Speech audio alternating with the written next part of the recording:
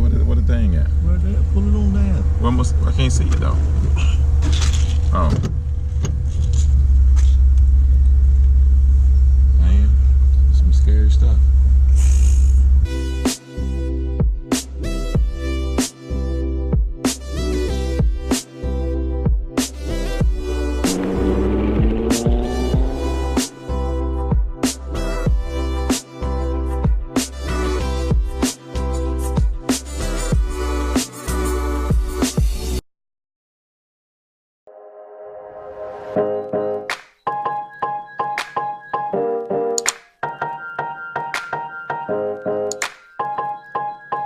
Just finished talking to the police officer, and it seems as if that is actually stolen vehicle.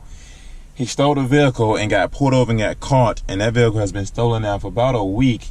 And so the police officer, you know, is inspecting it out, pretty much doing his thorough investigation, and about to call some other buddies to come help him out with this investigation as well. But yes, that is a stolen vehicle. That kind of sucks because now he's definitely about to go to jail. But the moral of the story is, for today's video, I actually came down here to learn how to pull a trailer behind a truck. I have never driven a truck with a trailer behind it before, and as you all know, in one of my videos previously, I have never pulled anything behind my current or my old truck. So today I'm learning how to pull a trailer behind a truck. Kind of excited. This is my first time doing this. I'm a little nervous, by the way, too. So I'm looking forward to this. I'm actually, like I said, I'm back home where I was born, where I'm from. I may give you some insight of the roads I grew up on, or the very first house I ever grew up in and lived in. It's kind of crazy how small it is when I show you this, if I get the opportunity to. But without further ado, let's go down and meet my stepfather and get started on how to figure out how to drive a truck and trailer.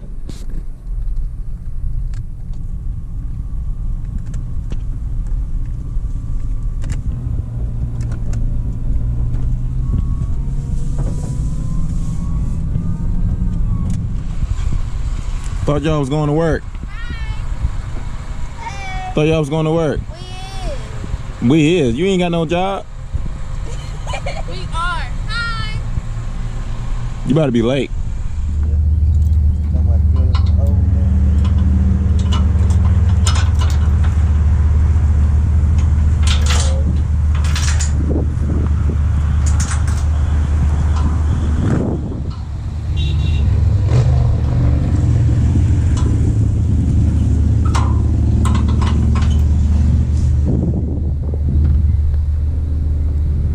Why you got this chain here?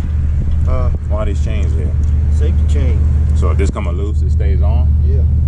You always got the crisscross. You always crisscross your chains on the vehicles. Why? Because you don't want the chain to be over there and be over here. If that chain breaks, the trailer going that way, it's going to around. Oh. You in the country, buddy. Isn't it the same Highway 48? Oh. That way carry you back to 48. That way carry you back to the country part. What country part? Go that way and I'll show you. What's that? Ran off the damn road with the trailer. So this is day one pretty much of the project vehicle, and there are some issues with it. Like I said before, there is a whine noise that has been on the vehicle since I actually been driving it. And, you know, come to find out, is either the IDLER pulley or the alternator. One of these bad boys have a whine in it, and I don't know exactly which one it's coming from. So we're trying to figure out exactly right now which part is making that whine noise, and if the bearings is going bad, could be going bad in the alternator, or the bearings could be going bad in the IDLER pulley. Now, I priced out a few parts of this vehicle already. The IDLER pulley costs about 14 to about 20 bucks. And the alternator costs anywhere between 45 used from the junkyard to about 60 or 70 brand new elsewhere. So in the process of actually trying to figure out what's going on with that right now, and actually may end up replacing it right now before I actually start the build on this Chevy Trailblazer here. So stay tuned, definitely keep your eyes open, and I look forward to actually building this truck with y'all. That's the one. Look. The right tool. Socket. It's a 15.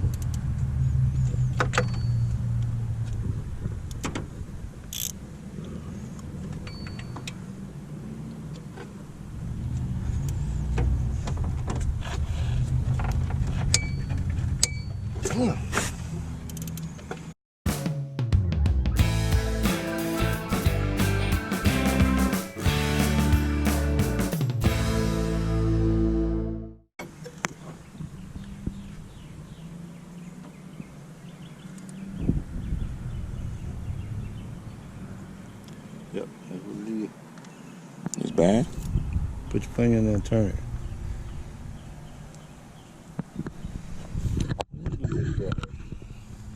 Feel the roughness? Yeah. That's what it is. Burn going on it. See how the metal comes? See, you got metal. See, little fine metal. That's true. I know the guy from YouTube was definitely explaining how the difference between the new one and the old one. So I guess I might as well ride out and go get a new one since it's already off at this point. I would. Unless you want to drive somebody been down the road. Nah, I ain't gonna do all that. Then you know what's gonna happen. What's gonna happen? What? So as of right now, the IDLER pulley is definitely off, and it looks like I'm going to start the bill and go ahead and buy a new one of those. I think 2006 Chevy Trailblazer LS 4.2 V6. This is an IDLER pulley.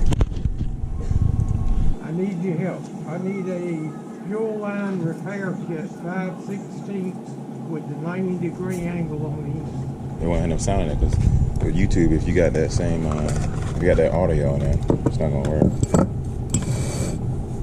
Yeah. How much is y'all?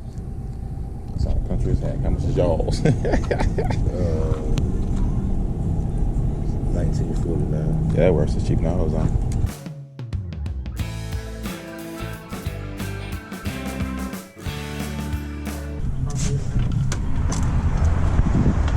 So as you can see here, we have the old IDLER pulley. As you can see, the bearings definitely look bad in that. You can see wires and stuff showing. I'm hoping this is legit the reason why it is making that whine noise. This is the first replacement of the project build. So let me go ahead and take out the new one and see if we can go ahead and get a comparison between the two. So this part actually only cost 20 bucks. I know I was trying to look for it on Amazon. I really couldn't find it because I couldn't figure out which exactly part went with this. But hey, it was cheaper here, 20 bucks. If you take a look at this one, it looks freaking awesome. Brand spanking new. You don't see any issues with it just yet, but I might bring it back if there is an issue. But it seems like it's definitely going to be a perfect fit. Let's go ahead and wind it up and see. Yeah, feels a lot smoother than an old one for sure, but we got to go put that bad boy back on, aren't we, Jake? Yep. Let's go. Presto, you just get the best hot dogs over there.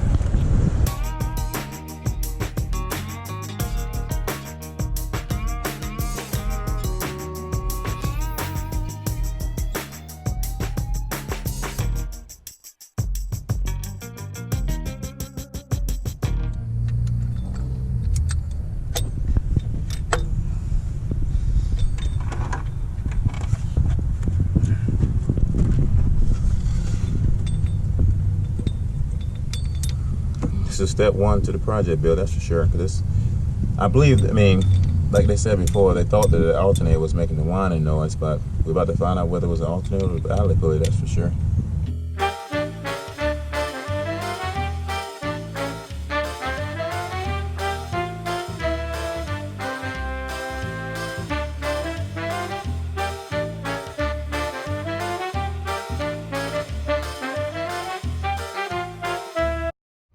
So just like that, the whining noise is gone. So it was the IDLER pulley. Now let me tell you something. I took this vehicle to 4 mechanics, and not a single one of them said the IDLER pulley was going bad. Not a single one. Every last single one of them said that the alternator had a whining noise in it. I took the alternator to AutoZone and got them to test it out, and they said the alternator was fine. Even though they said the ball joints or the bearing still could be going bad inside the alternator, it could be possibly, one of the situations. I told them I think it's the IDLER pulley. Just like everyone else, I did my research, I got online, talked to a couple of people who actually own the same Trailblazer, maybe a year or two older or a year or two newer, and they said, I think it's the IDLER pulley. I said, I think the same thing.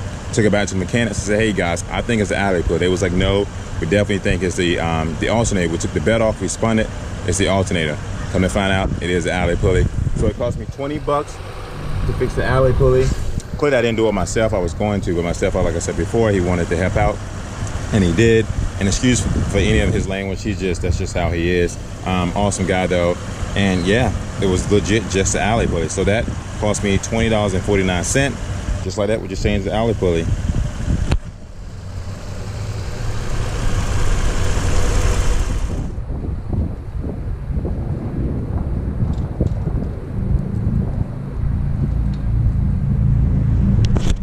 So I'm down here back in my hometown. I came down here to visit my family. I also came down here to drive a truck and trailer. I drive a truck and trailer for sure, but I actually came down here to also do that. And I fixed the first part on the Chevy Trailblazer that needs to be done.